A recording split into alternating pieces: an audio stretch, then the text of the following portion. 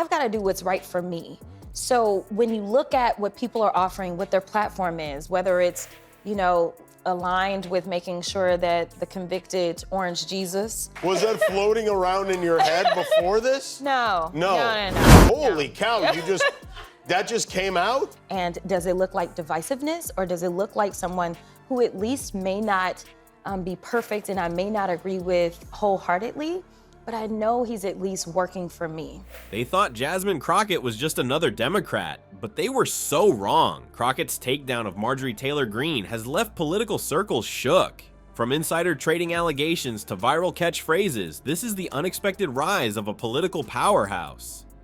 Ready to see how courage beats chaos? Before we move on, I will like you to subscribe to the channel and like the video. They say Congress knows how to put on a show, but what Jasmine Crockett did to Marjorie Taylor Greene during a House Oversight Committee hearing could sell out arenas. It all started like any other political sparring match. Greene swaggered in, ready to do what she does best: smear, provoke, and draw attention. But this time, she chose the wrong target. Jasmine Crockett may not have been at the center of Greene's radar before, but that changed in an instant when Greene decided it was time to poke at Crockett's credibility, throwing in a snarky jab about her fake eyelashes for good measure. Classy, right? Now Greene probably expected her usual brand of chaos to send Crockett scrambling, but that's not what happened. And ultimately, she, just She attacked you, She personally. She did. Yeah, she started it. She did. Bleach blonde. Bad built. Bad built. Butch body. Butch body. That's right. What's that? But that there's so much more that we need to do. We still know that housing is a struggle. So many people are not able to build generational wealth because they can't buy a home right now because of interest rates. Instead of withering, Crockett straightened her posture, smiled knowingly, and delivered what can only be described as a roast for the ages. Her response, later summed up in her own words as, "From head to toe, I dressed her down," wasn't just biting. It was sharp enough to leave Greene reeling. And trust me, she wasn't just dressing down Greene's snide comment. This was a full-on makeover of the entire vibe in that hearing room. Humor? Check. Poise? Absolutely. A touch of that "I can play this game better than you" energy? Undeniably. Crockett didn't just clap back, she managed to flip the entire power dynamic in the room. While Greene grew flustered, visibly annoyed that her jab fell flat, Crockett stayed cool. She dissected Greene's attempt at undermining her without breaking a sweat, weaponizing Greene's aggression against her. It was like watching someone casually deflect a dodgeball hurled in a gym. Only the metaphorical gym in this case was a nationally televised hearing, and the dodgeball was Greene's overconfidence. The calm, deliberate delivery from Crockett made Greene's frenzied antics look even more ridiculous. It wasn't just a verbal slap. This was competence standing side by side with chaos, and it made Greene look like she brought a balloon animal to a knife fight.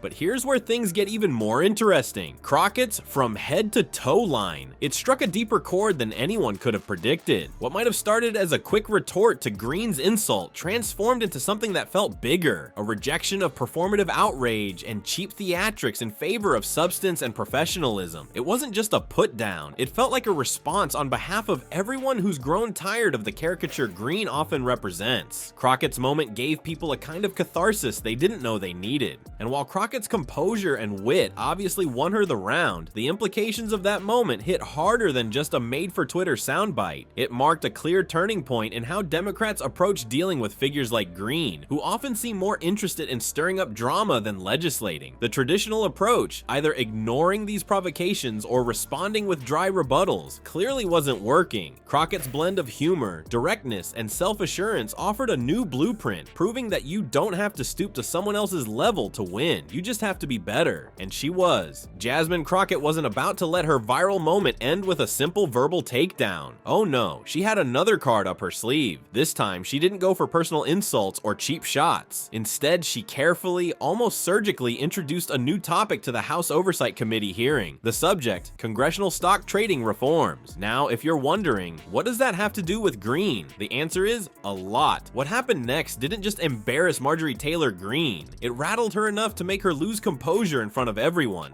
Crockett started by raising questions about some very curious stock trades made by unnamed members of Congress. She highlighted transactions involving defense companies like Lockheed Martin and Raytheon, especially when those trades seemed to perfectly align with committee decisions on defense budgets. Without naming a single person, Crockett painted a picture so specific you didn't need to be Sherlock Holmes to figure out where she was pointing the spotlight.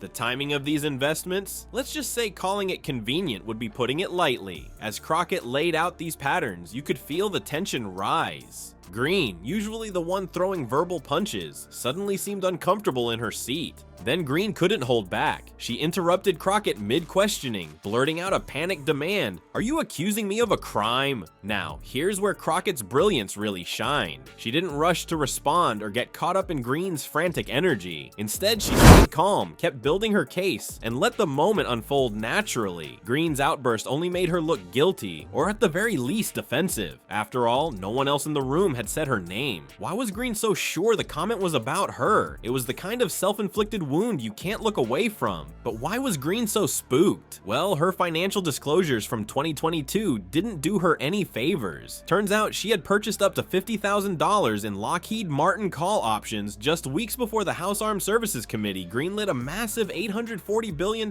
defense budget. Coincidence? Sure, that's one theory. But ethics watchdogs called it statistically improbable. And here was Crockett, expertly working this information into a broader conversation about transparency and reform, all while Greene squirmed. She hadn't outright accused Greene of insider trading, but her phrasing left a big question mark dangling over Greene's head, one the public couldn't ignore. The brilliance of Crockett's move was how calculated it was. This wasn't an emotional jab or a random swipe. It was part of a larger strategy to strip away Greene's carefully constructed image and expose her vulnerabilities. For someone like Greene, whose political identity thrives on outrage and performative attacks, this line of questioning was kryptonite. It forced her to grapple with actual factual scrutiny, something she's clearly not very practiced at handling. By the end of that hearing, one thing was clear. Greene, who normally dominates these interactions with her bluster and theatrics, had been dethroned. Crockett didn't just call out bad behavior, she redirected the conversation entirely. This wasn't about personal drama or petty arguments anymore. It was about accountability, credibility, and transparency. Crockett reminded everyone watching that politics shouldn't just be about who yells the loudest. Sometimes the quiet, deliberate moves are the most powerful.